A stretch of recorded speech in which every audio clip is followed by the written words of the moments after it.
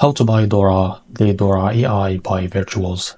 So before we start, this is not a financial advice. I am not a professional or economic expert. So before investing in any product that you find on my channel, please do your own research. Now, before that, make sure to visit the X account and make sure to take a look at it. Now, to be able to buy this token, it's by going to CoinGisco and open this token there. Now go to find this contract and now copy the token address, and this token address is under base network. Now to be able to buy this token, you will use the Bitget wallet because it's more flexible in this case. Now to be able to add this token and buy it, it's just by selecting the network as base from here. Now click on plus icon as you can see and paste the token address, and you will be able to see it here as you can see. Now click on plus.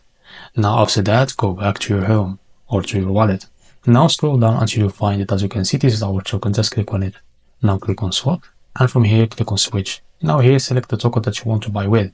For example, I will use USDT. So make sure you have enough USDT on your Bitget wallet. Now after that, enter how much you want to buy. Wait a few seconds and you will be able to see how much you will receive. Now after that, just click on buy to be able to buy this token. So this is how to buy the DORA token. If you found this very helpful, please like and subscribe to the next video.